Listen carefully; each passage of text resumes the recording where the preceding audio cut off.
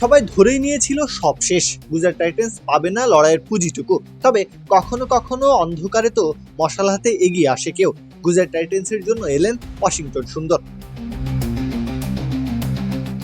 Indian premier লিগের final বলেই আলাদা আকর্ষণ ছিল দর্শকদের মাঝে, কিন্তু সেখানেই ব্যর্থ হলেন গুজরাট টাইটান্সের টপ অর্ডারের ব্যাটাররা। আর তখনই ক্রিজে আগমন ঘটে ওয়াশিংটন সুন্দরের। ধ্বংসস্তূপ থেকে দলকে টেনে তোলার সকল চেষ্টা একাই করে গেলেন রয়্যাল চ্যালেঞ্জার্স বেঙ্গালুরুর বিরুদ্ধে।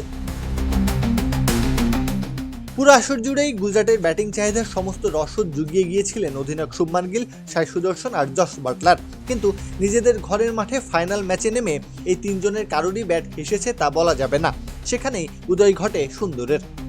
94% চিনিযুক্ত অরেঞ্জ ড্রিঙ্কস না, নিন জিরো ক্যাল orange drink powder.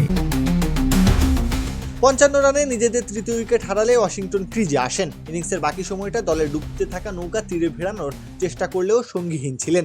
Jos Buttler কিংবা রাহুল তেওয়াতিয়ার মতো ব্যাটাররা ওয়াশিংটনকে লড়াইয়ের মুখে রেখে ক্রিজ ছেড়ে সাজঘরে ফিরেছেন। জশ হ্যাজেলউড, ভুবনেশ্বর কুমারদের নিয়ে সাজানো আরসিবির বোলিং লাইন আপের সামনে যেখানে আর কেউ কুল পাননি, সেখানে একা কথা বলেছে ওয়াশিংটনের ব্যাট। একেবারে অপরিচিত থেকে মুখোমুখি হয়েছেন 37 বলের, সেখান থেকে 5-4-এ এসেছে একেবারে গুনে গুনে 50টি রান।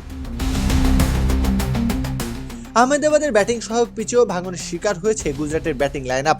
সেখানে একমাত্র আশার আলো হয়ে এসেছিলেন ওয়াশিংটন সুন্দর। এবারের আইপিএলে তার দ্বিতীয় অর্ধশতকে ভর করে গুজরাট পেয়েছে 155 রানের সীমিত সংগ্রহ।